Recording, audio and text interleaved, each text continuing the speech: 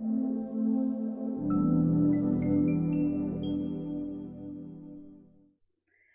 everyone, Miss Clingan here. You're joining me today for part 5 of the Twits. There should only be one more part after this one because I tried to segment it into smaller parts so that it's not too big for you all. So let's have a read and see what's going to happen next. Remember that the roly-poly bird just came? Yeah? Okay, let's read and see what's next. No bird pie for Mr. Twit. The next morning, when Mr. Twit came out with his huge basket to snatch all the birds from the big dead tree, there wasn't a single one on it. They were all sitting on top of the monkey cage. The roly-poly bird was there as well, and Mugglewump and his family were inside the cage, and the whole lot of them were laughing at Mr. Twit. Still no bird pie for Mr. Twit. Mr. Twit wasn't going to wait another week for his bird pie supper. He loved bird pie. It was his favourite meal. So that very same day, he went after the birds again. This time, he smeared all the top bars of the monkey cage with the sticky glue, as well as the branches of the big dead tree. "Now I'll get you," he said, "whichever one you sit on." The monkeys crouched inside the cage, watching all this, and later on, when the roly-poly bird came swooping in for an evening chat, they shouted out, "Don't land on our cage, roly-poly bird. It's covered in sticky glue. So is the tree." And that evening, as the sun went down and all the birds came in again to roost, the roly-poly bird flew around and around the monkey cage and the big dead tree, singing out his warning. "There's sticky stuff now on the cage and the tree, and if you land on either, you'll never get free. So fly away, stay up high, or you'll finish up tomorrow in a hot bird pie." Mr. and Mrs. Twit go off to buy guns. The next morning, when Mr. Twit came out with his huge basket, not a single bird was sitting on either the monkey cage or the big dead tree. They were all perched happily on the roof of Mr. Twit's house. The roly-poly bird was up there as well, and the monkeys were in the cage, and the whole lot of them were hooting with laughter at Mr. Twit. "I'll wipe that silly laugh off your beaks," Mr. Twit screamed at the birds. "I'll get you next time, you filthy feathery frumps. I'll wring your necks, the whole lot of you, and have you bubbling in the pot for bird pie before this day is out." "How are you going to do that?" asked Mrs. Twit, who had come outside to see what all the noise was about. "I won't have you smearing sticky glue all over the roof of our house." Mr. Twit got very excited. "I've got a great idea," he cried. He didn't bother to keep his voice down because he didn't think the monkeys could understand. "We'll both go into town right away and we'll buy a gun each," he shouted. "How's that?" "Brilliant!" cried Mrs. Twit, grinning and showing her long yellow teeth. "We'll buy those big shotguns that spray out 50 bullets or more with each bang." "Exactly," said Mr. Twit. "Lock up the house while I go and make sure the monkeys are safely shut away." Mr. Twit went over to the monkey cage. "Attention!" he barked in his fearsome monkey trainer's voice. "Upside down for all of you, and jump to it, one on top of the other. Quick, get on with it, or you'll feel Mrs. Twit's stick across your backsides." Obediently, the poor monkeys stood on their hands and clambered one on top of the other, with Mugglewump at the bottom and the smallest child at the very top. "Now stay there till we come back," Mr. Twit ordered. "Don't you dare move. And don't overbalance. When we return in 2 or 3 hours' time, I shall expect to find you all in exactly the same position as you are now. You understand?"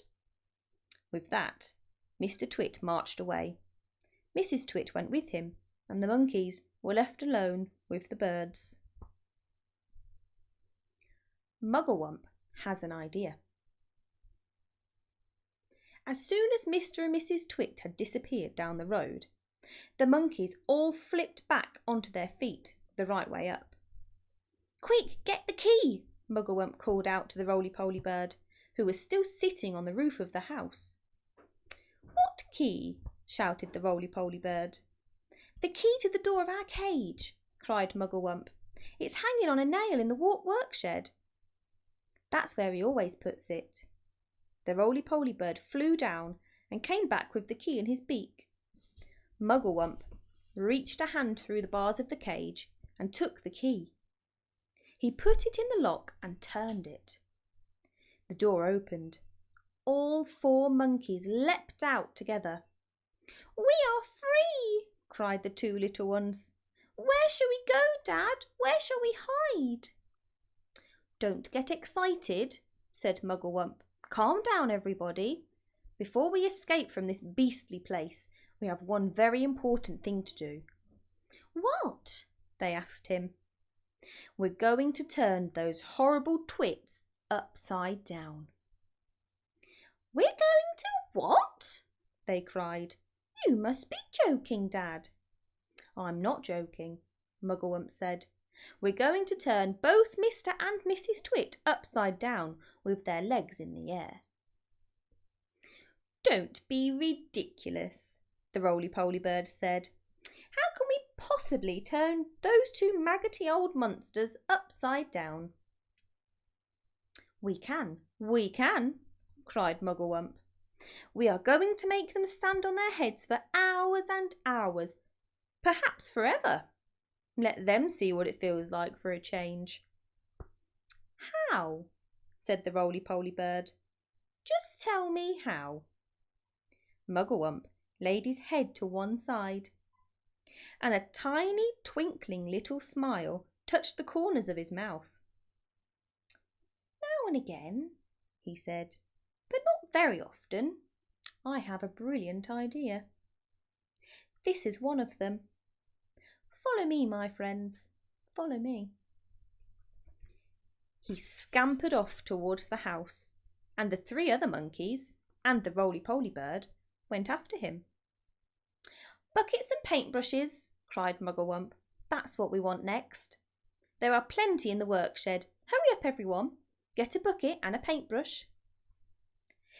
Inside Mr. Twit's workshed, there was an enormous barrel of hug-tight sticky glue, the stuff he used for catching birds.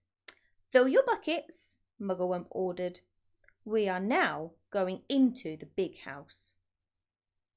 Mrs. Twit had hidden the key to the front door under the mat, and Mugglewump had seen her doing it, so it was easy for him to get in.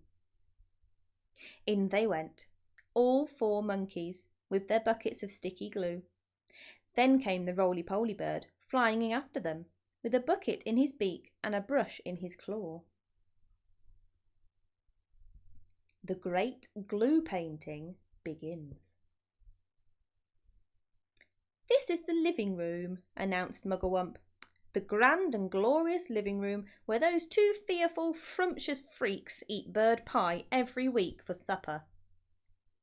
"Please don't mention bird pie again," said the roly-poly bird. "It gives me the shudders."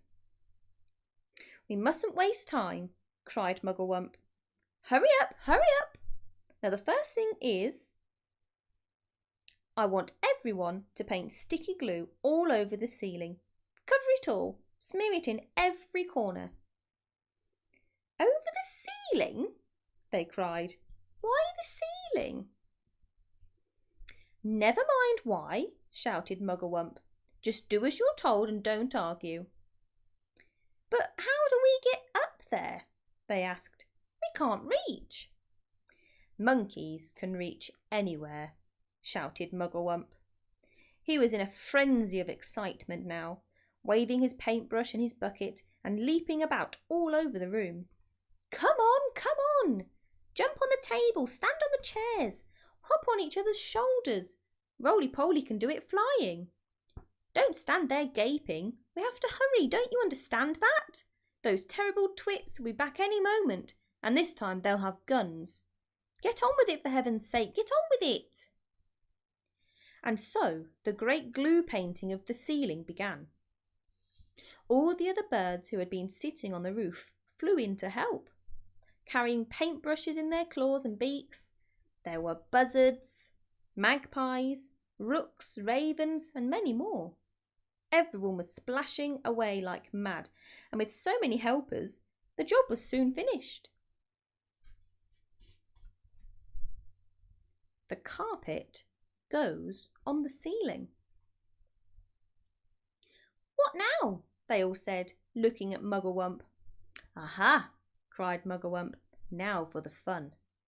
Now for the greatest upside-down trick of all time. Are you ready? We're ready, said the monkeys. We're ready, said the birds. Pull out the carpet, shouted Mugglewump. Pull this huge carpet out from under the furniture and stick it onto the ceiling. Onto the ceiling? Cried one of the small monkeys. But that's impossible, Dad. I'll stick you onto the ceiling if you don't shut up, snapped Mugglewump. He's dotty, they cried. He's balmy. He's batty. He's nutty. He's screwy. He's wacky, cried the roly-poly bird. Poor old Muggles has gone off his wump at last. Oh, do stop shouting such rubbish and give me a hand, said Mugglewump, catching hold of one corner of the carpet. Pull, you nitwits, pull! The carpet was enormous. It covered the entire floor from wall to wall. It had a red and gold pattern on it. It's not easy to pull an enormous carpet off the floor when the room is full of tables and chairs. Pull! Yelled Mugglewump. Pull, pull, pull! He was like a demon hopping around the room and telling everyone what to do. But you couldn't blame him. After months and months of standing on his head with his family, he couldn't wait for the time when the terrible Twits would be doing the same thing. At least, that's what he hoped.